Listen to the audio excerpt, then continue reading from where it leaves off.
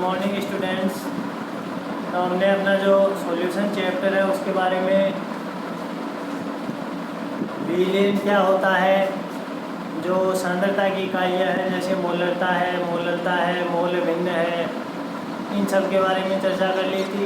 उससे आगे विलियन के प्रकार की अपन ने चर्चा की थी कि विलियन राउल के नियम का पालन करता है या नहीं करता। उस हिसाब से आदर्श अनादर्श विलियन, धनात्मक और ऋणात्मक विचलन दर्शाने वाले अनादर्श विलियन, इन सब की चर्चा अपन करके उसके बाद में एज़ोट्रोप का अध्ययन किया था। आज अपन इसी चैप्टर को आगे बढ़ाते हुए जो अणु संख्यक गुणधर्म है उनके बारे में चर्चा करेंगे। अणु संख्यक गुणधर्म।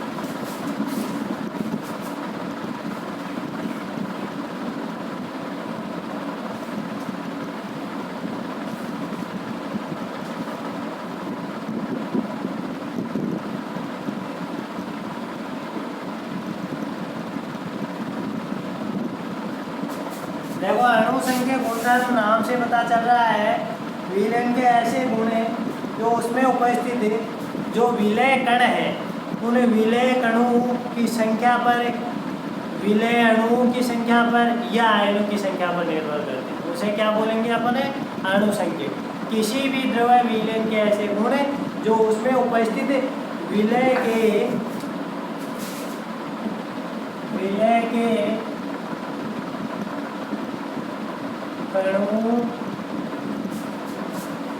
अणु या आयनों की संख्या पर निर्भर होते हैं।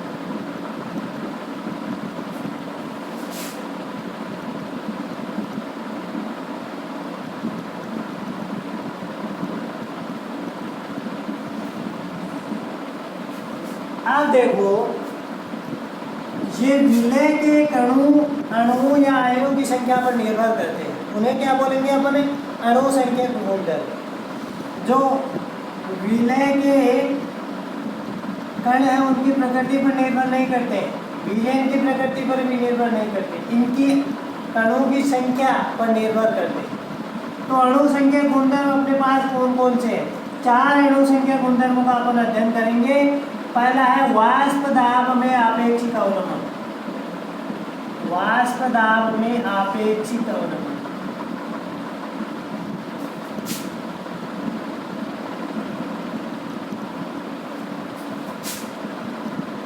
दूसरा है क्वथनांक में उन्नयन।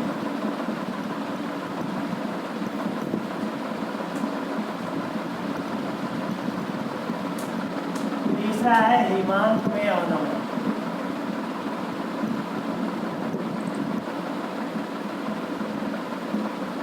और चौथा आपका है परासरणता।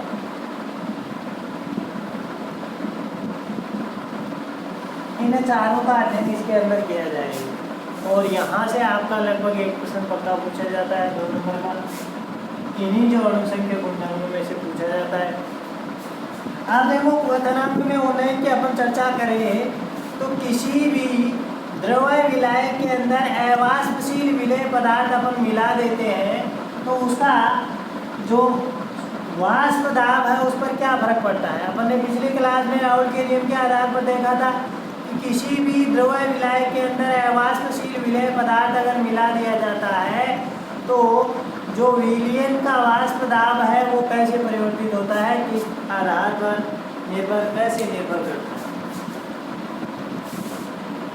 तो अपन पहले की चर्चा करेंगे। यहाँ पर वाष्प दाब में आपेक्षिक अवनमन की चर्चा करेंगे। देखो, अपना जो विलयन का घटक अवयव A है उसको अपन विलेय बोलते हैं कि विलायक? अरे A घटक अवयव किसको मानते हैं? विलायक को। A जो घटक अवयव है वो आपका क्या होगा? विलायक। और B क्या होगा? विलेय। तो राउल के नियम में अपन ने देखा था कि किसी भी विलायक में अगर अवाष्पशील विलेय पदार्थ मिलाया जाता है तो जो विलयन है उस विलयन का वाष्प दाब क्या हो जाता है? कम हो जाता है। किसी भी विलायक में अगर अवाष्पशील विलेय पदार्थ अपन मिलाते हैं तो जो विलयन है उस विलयन का वाष्प दाब क्या हो जाता है? कम हो जाता है। यह बात अपन ने देखी थी। कम होने के पीछे कारण क्या था? जो हीट आप सप्लाई कर रहे हो उसमें से कुछ हीट जो विलय पदार्थ है उस विलय पदार्थ के अणु के द्वारा एब्जॉर्ब कर ली जाती है। और क्या होता है देखो, इस सतह से वाष्प दाब यहीं से तो उत्पन्न होगा। अरे इस विलय के अणु इस सतह को छोड़कर वाष्प अवस्था में बदलेंगे और अगर इस कंटेनर को आपने बंद कर दिया तो ये पूरा का पूरा यहाँ पर वाष्प इकट्ठी हो जाएगी। ये जो वाष्प इकट्ठी होगी ये यहाँ पर इस सतह पर जाकर संग्रहित होगी और फिर वापस किसमें बदल जाएगी? ध्रुवावस्था में बदल जाएगी। यानी एक स्थिति पर जो वाष्पन की दर है वो किसके बराबर हो जाएगी? संघनन की दर के बराबर हो जाएगी। और उस स्थिति को अपन क्या बोलते हैं? साम्यावस्था। तो साम्यावस्था में द्रव्य की सतह पर वाष्प के द्वारा द्रव्य पर आरोपित दाब क्या कहलाता है? वाष्प दाब कहलाता है। अब अगर इसके अंदर आपने अवाष्पशील विलय पदार्थ भी मिला दिया तो देखो बी के जो कण हैं वो यहाँ पर इस सरफेस पर इकट्ठे हो जाएंगे। तो जितनी पहले ए की वाष्प पदार्थ विलय की वाष्प बन रही थी अब उतनी नहीं बन पाएगी। बात समझ में आएगी नहीं आई? उतनी वाष्प अब नहीं बन पाएगी। और अगर वाष्प कम बनेगी तो उस सेम टेम्परेचर पर वाष्प दाब भी क्या होगा? कम होगा। बात समझ में आई? वाष्प दाब क्या होगा? कम होगा। और जो वाष्प दाब में अपेक्षित अवनमन है वो अपने किसके बराबर पढ़ा था? अरे वाष्प दाब में अपेक्षित अवनमन किसके बराबर पढ़ा था?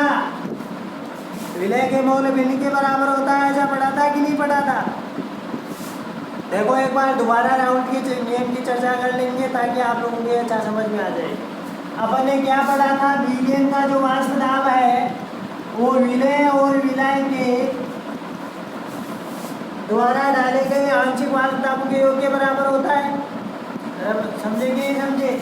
विलयन का वाष्प दाब ए प्लस पीपी के बराबर होगा क्योंकि यहाँ पर अपने पास जो विलय है वो अवाष्पशील विलय पदार्थ है तो इसके द्वारा उत्पन्न वाष्प दाब क्या होगा? लगभग नगण्य होगा। यानी विलयन का वाष्प दाब किसके बराबर होगा? विलय के वाष्प दाब के बराबर होगा। अब पीए को अपन क्या लिख सकते हैं? पी नोट ए एक्स ए लिख सकते हैं कि नहीं?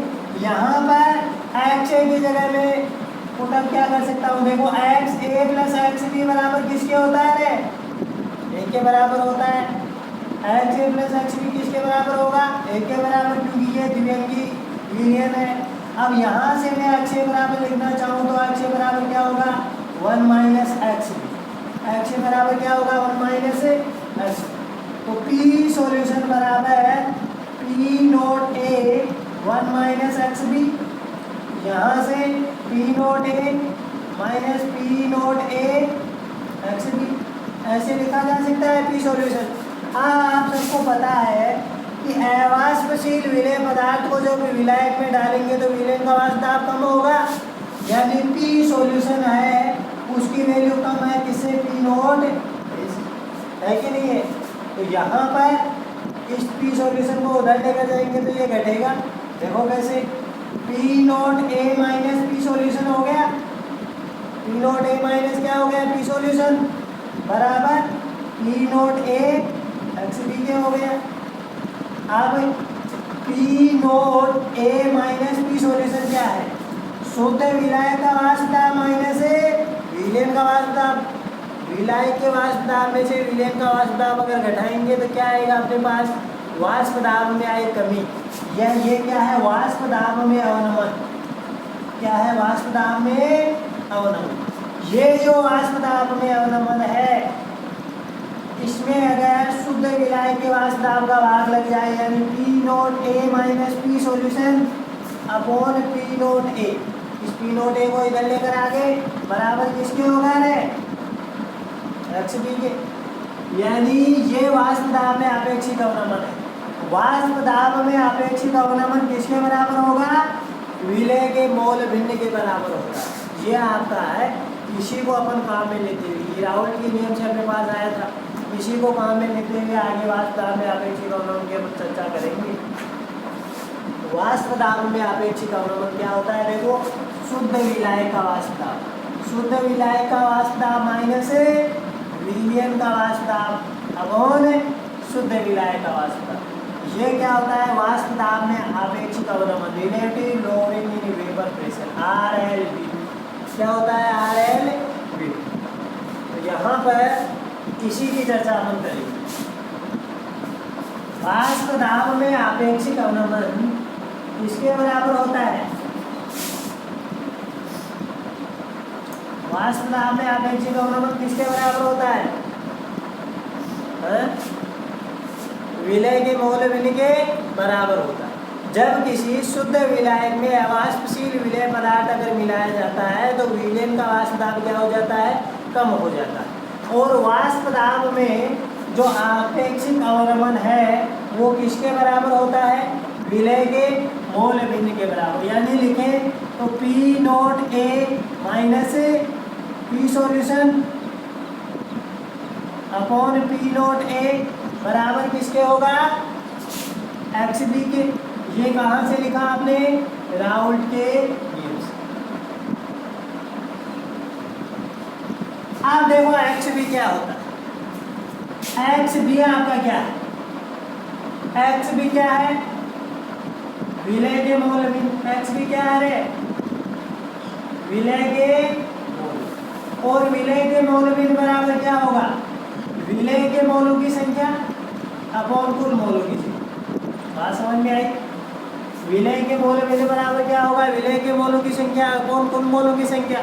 अब देखो यहाँ पर राउल्ट का नियम अत्यंत तनुकील रेणु के लिए लागू होता है। तो अगर इस NB की वैल्यू मेरे पास अगर 0.5 है तो Na की वैल्यू कितनी होगी, अरे अगर मेरे पास जो आपका विलायक है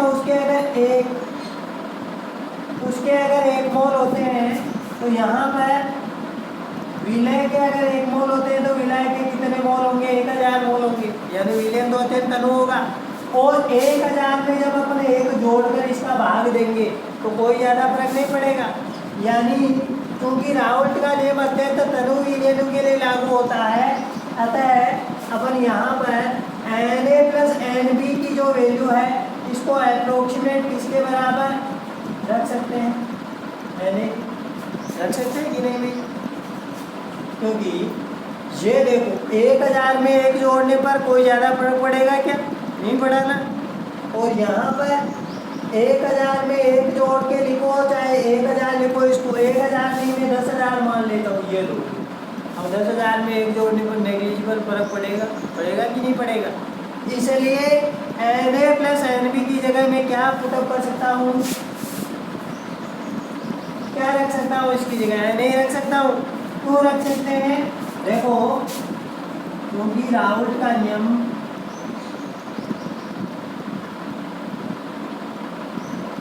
अत्यंत तनु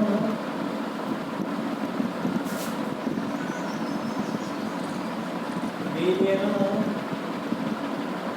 पर लागू होता है, अतः Na की जो वैल्यू है वो बहुत ज्यादा होगी किससे, अतः Na plus Nb approximate equal होंगे किसके, बात समझ में आई कि नहीं आई। तो यहाँ से आप लोग ऐसे भी लिख सकते हैं कि P naught A minus P solution upon P naught A बराबर किसके हो गया भाई, अरे बोलो, Nb अपॉन Na। अब Nb बराबर क्या होगा, Nb बराबर क्या होगा, Nb क्या है, विलय के मोलों की संख्या, विलय के मोलों की संख्या बराबर क्या होगा, विलय की ग्राम में मात्रा अपॉन विलय का अनुपात। और अगर मैं यहाँ से Na बराबर लिखना चाहूँ तो विलय की ग्राम में मात्रा Wa डिवाइडेड बाई M, ऐसे लिखा जा सकता है कि नहीं। तो लिखो यहाँ पर P naught A minus P solution upon P naught A बराबर Nb की जगह क्या रखेंगे, W B by M B, N A की जगह क्या रखेंगे, डब्ल्यू ए बाई, ऐसे लिख दिया। अरे बात समझ में आई कि नहीं आई? तो यहाँ से ये अपन ने क्यों लिखा, क्योंकि देखो इस सूत्र की सहायता से अपन क्या कर सकते हैं, जो आपका विलय है उसका अनुभार ज्ञात कर सकते हैं। जो विलय है उसका क्या ज्ञात कर सकते हैं, अनुभार। तो देखो विलय कौन सा है आपका, अरे विलय कौन सा है,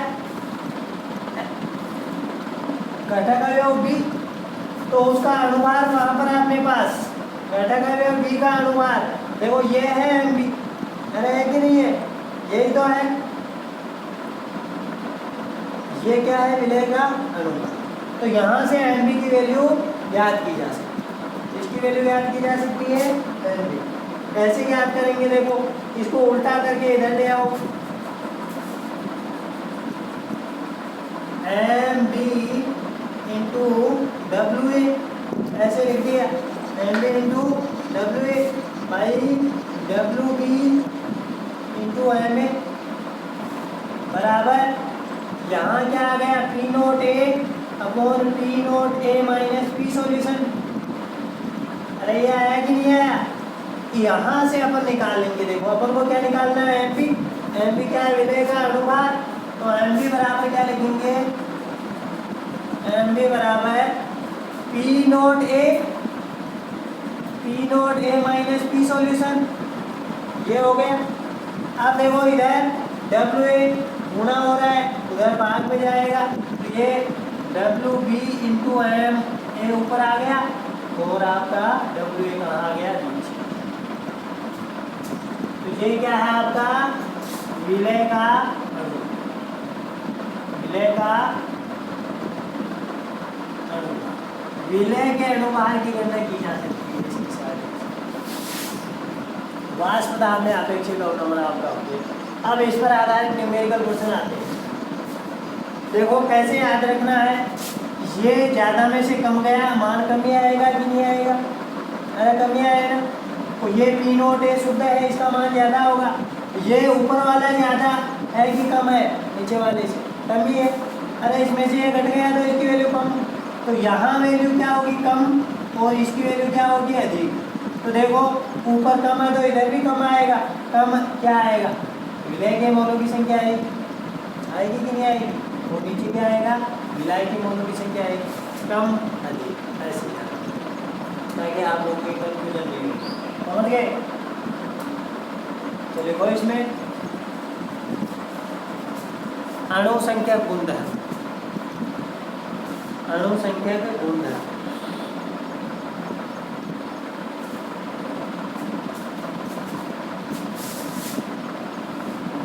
विलयन के लिए पढ़ रहे हैं।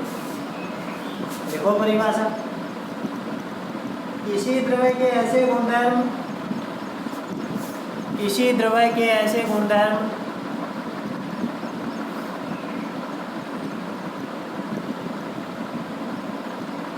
जो उसमें उपस्थित है,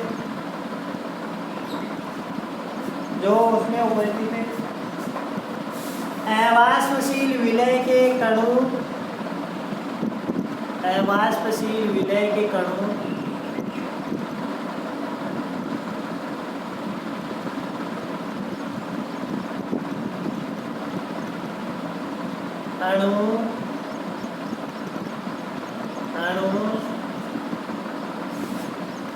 आयनों आदि की संख्या पर निर्भर है, आदि की संख्या पर निर्भर करते हैं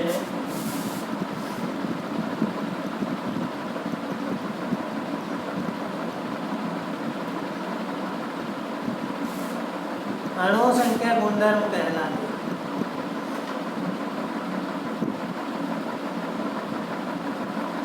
अणु संख्या गुणधर्म कहलाते हैं।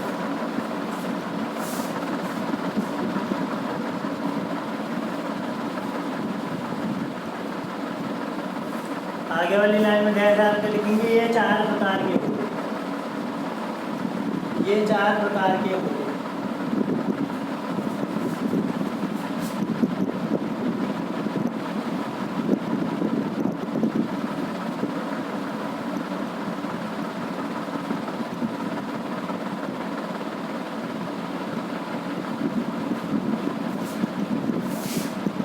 नंबर 1 लिखो वाष्प दाब में आपेक्षिक अवनमन, relative lowering in vapour pressure. ये क्या होता है?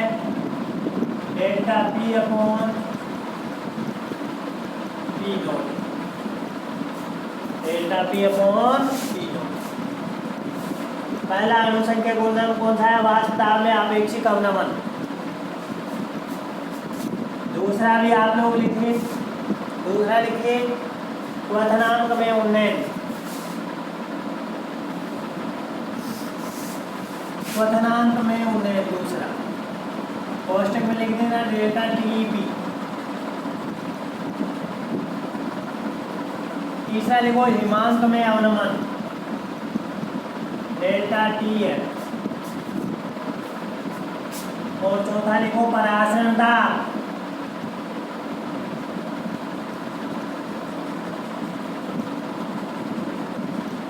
Osmotic pressure. और इसको वैसे पाई से डिनोट करते हैं।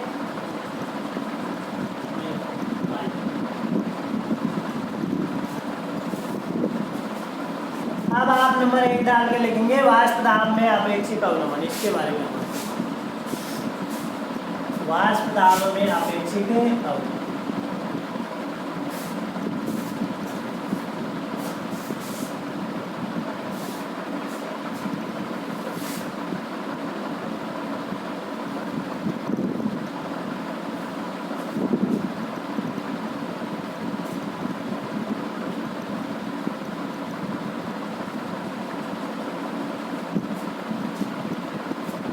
जब किसी शुद्ध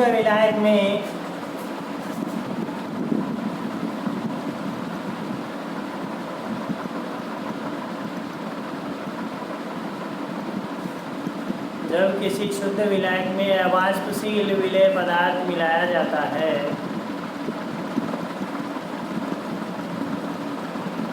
जब किसी शुद्ध विलायक में अवाष्पशील विलेय पदार्थ मिलाया जाता है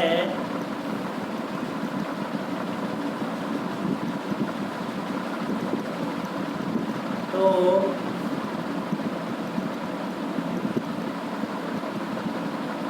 रावल के नियम के अनुसार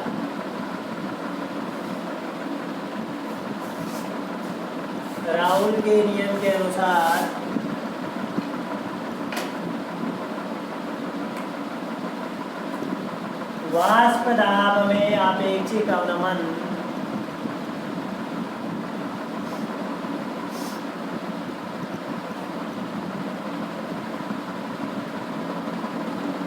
विलय के मोल भिन्न के बराबर होता है।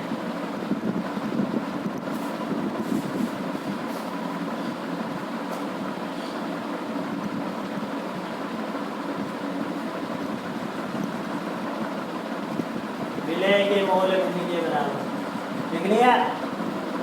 अब लिखेगा राउल के नियम से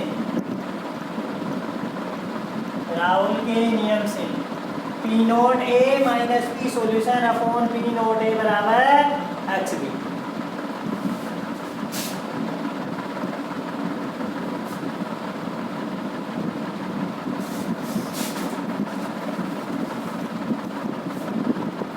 P naught A minus P solution upon P naught A बराबर किसके लिख दिया है? XB के।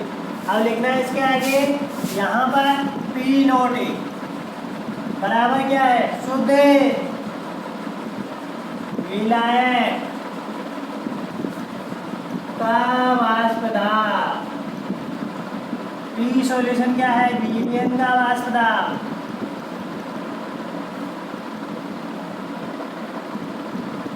ये विलयन का वाष्प दाब कब है? अवाष्पशील विलय युक्त विलयन का वाष्प दाब है P सॉल्यूशन। और XB क्या है? अरे विलय के मोल भिन्न। क्या है? विलय के मोल। ये हो गया, ये आपने लिखा, उसके बाद में लिखना XB बराबर क्या होगा? XB बराबर Na by Na plus Nb लिखो। XB बराबर Nb by Na plus Nb।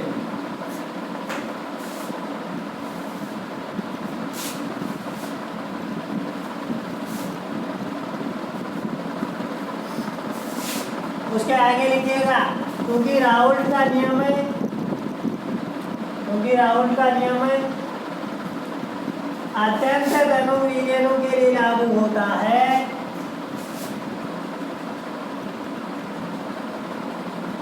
अत्यंत घनों विलयनों के लिए लागू होता है। अतः Na की जो वैल्यू है वो Nb से बहुत ज़्यादा होगी।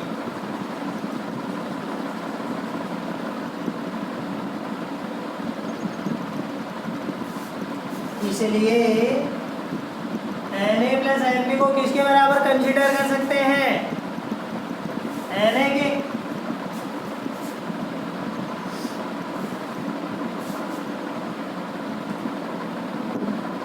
Na प्लस Nb को किसके बराबर कंसीडर कर सकते हैं? Na के।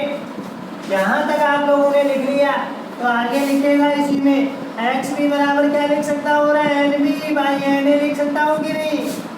लिख सकते हैं। अब यहाँ लिखेगा Nb बराबर क्या है? Nb बराबर क्या होगा? WB by Mb। और Na बराबर क्या होगा? WA by Ma। तो यहाँ से आप लोग लिख लो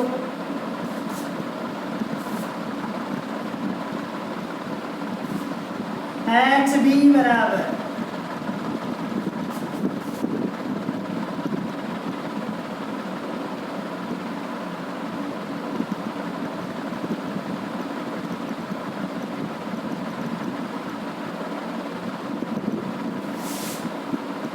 क्या लेगा? WB by Mb into WA।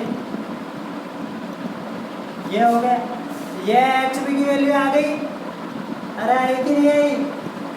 ये जो XB की वैल्यू आई वो इसके बराबर कर दो। तो यहाँ पर आपके पास ये XB की जो वैल्यू है वो किसके बराबर होगी? इसके। अरे इसी के बराबर तो होगी। तो इसके बराबर पुटअप कर दो इस वैल्यू को। ये XB किसके बराबर होगा? P naught A minus P solution upon P naught A की।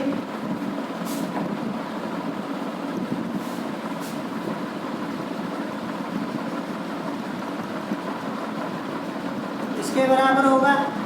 यहाँ से अब आप लोग क्या कर सकते हैं? ये Mb की वैल्यू निकाल सकते हैं। Mb बराबर देखो यहाँ लिखा हुआ है। Mb बराबर क्या हो जाएगा? ये वाला जो Mb है ना इसकी वैल्यू निकालिए। Mb बराबर क्या हो गया? P naught A upon P naught A minus P solution into WB into Ma।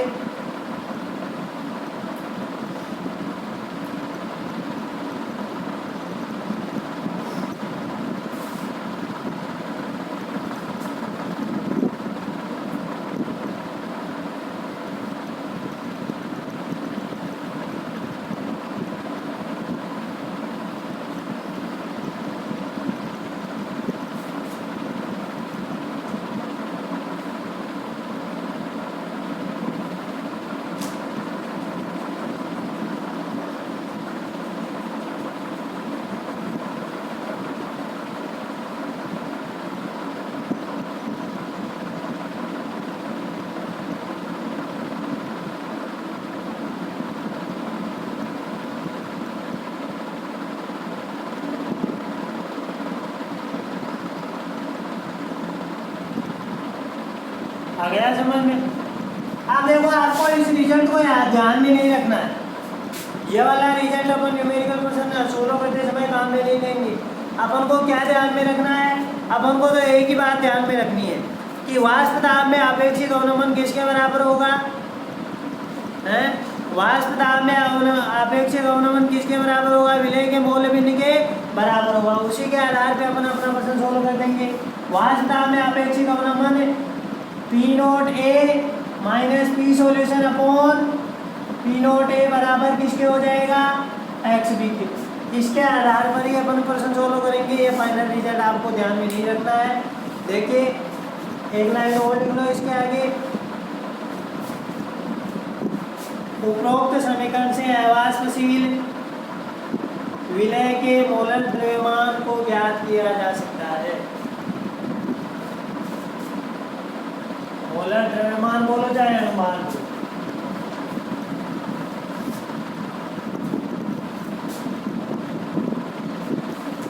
उपरोक्त समीकरण से अवाष्पशील विलय का मोलर द्रव्यमान ज्ञात किया जा सकता है।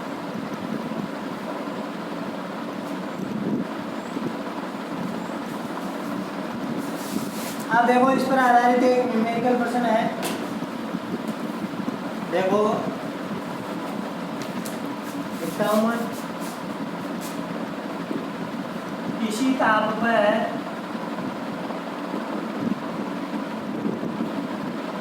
शुद्ध बेंजीन का वाष्प दाब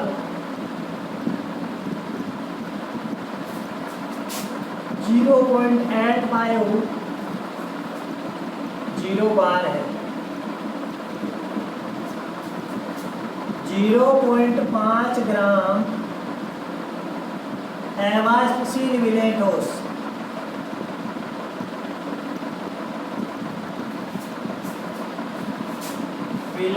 को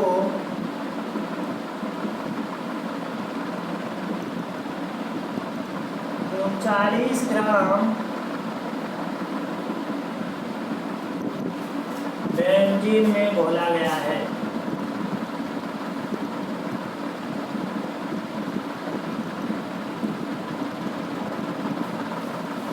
प्राप्त विलयन का वाष्प दाब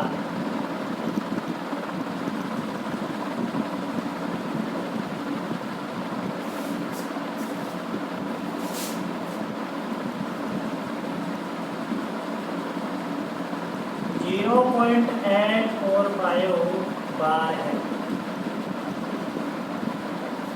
विलय ठोस का मोलर द्रव्यमान ज्ञात कीजिए।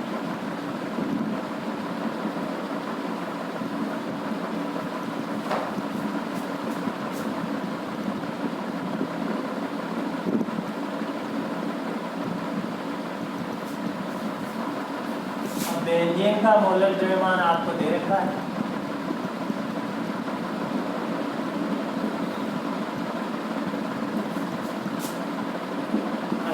ग्राम।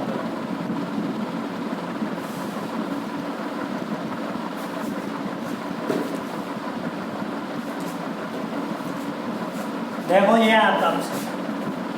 अब देखो इसमें आपको ज़्यादा कुछ ध्यान में नहीं रखना है। एक ही बात ध्यान में रखनी है कि राउट का जो नियम था वाष्पशील विलय पदार्थों के लिए वो क्या था।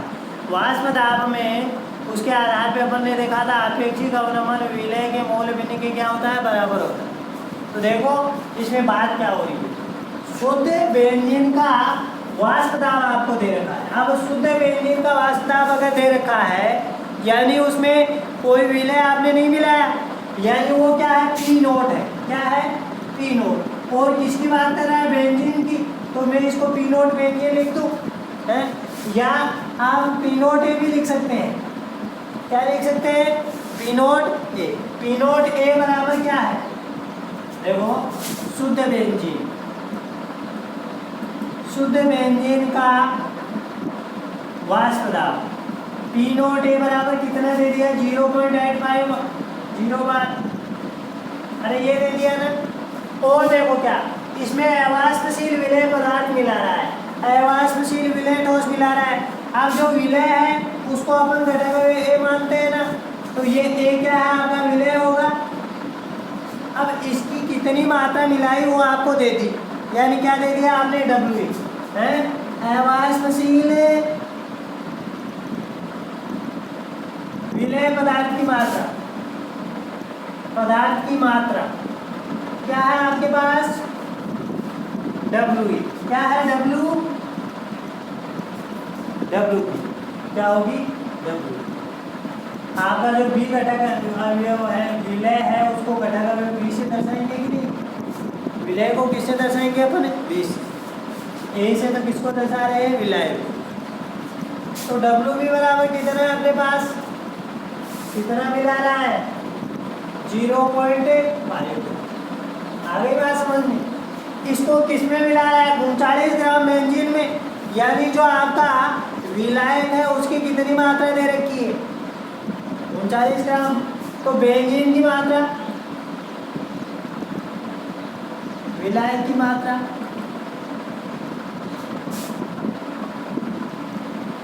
विलायक को अपन ए से दर्शा रहे हैं तो इसकी मात्रा डब्ल्यू ए हो जाएगी। कितनी दे दी बोलो 39 कितनी दे दी। अब ये पूछ रहा है कि जो वाष्प दाब है विलयन का वो कितना हो जाता है 0.845 हो जाता है। यानी विलयन का वाष्प दाब यानी पी सॉल्यूशन बराबर 0.845। अरे इतना ही बोल रहा है कि नहीं बोल रहा। अब तो अपना प्रश्न सोल्व हो गया। ये बातें ही आपको इसमें से निकालनी थी।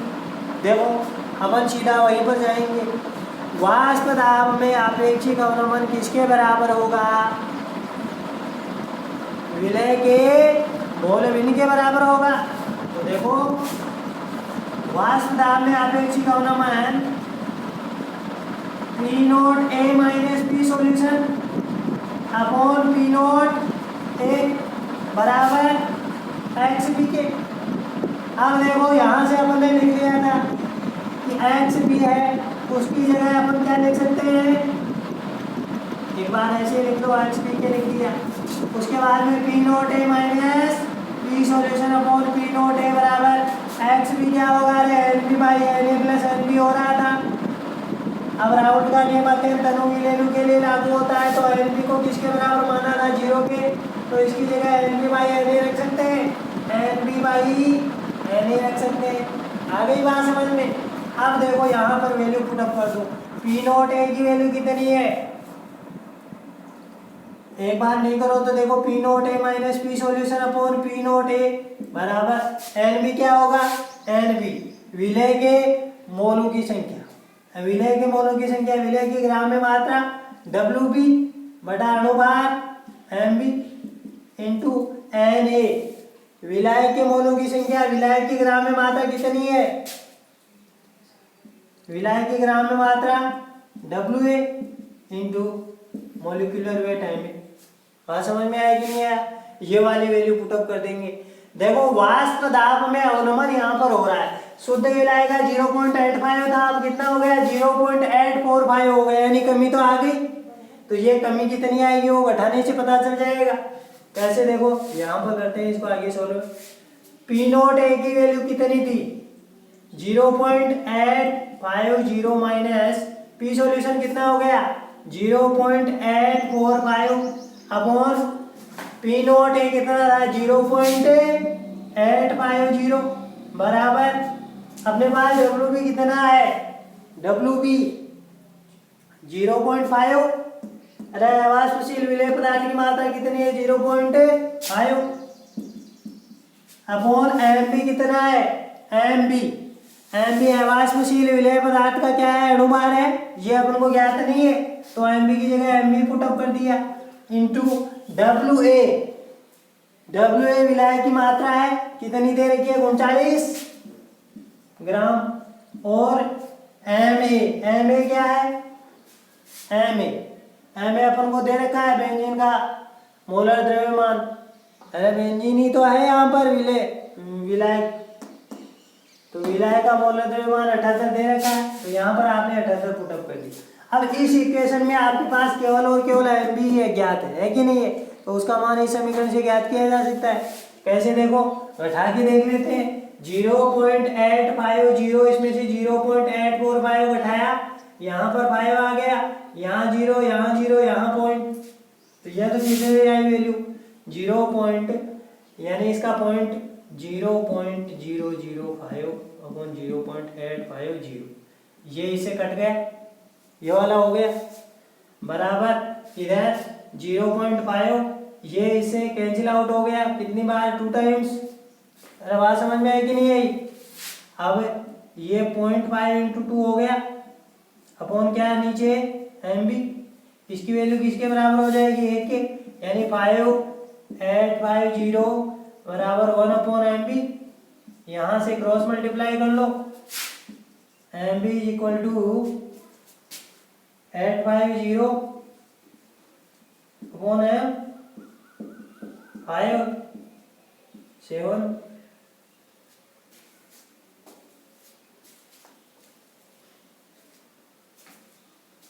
1 ये आ गई। बात समझ में आ गई? इतना आएगा ग्राम पर ऐसे सोल्व करें। थोड़ा सा आप लोगों की समझ में आया होगा। इस प्रकार से अपन इस प्रश्न को क्या कर सकते हैं, सोल्व कर सकते हैं। दूसरा अणुसंख्यक गुणधर्म अपन नेक्स्ट क्लास में देखेंगे।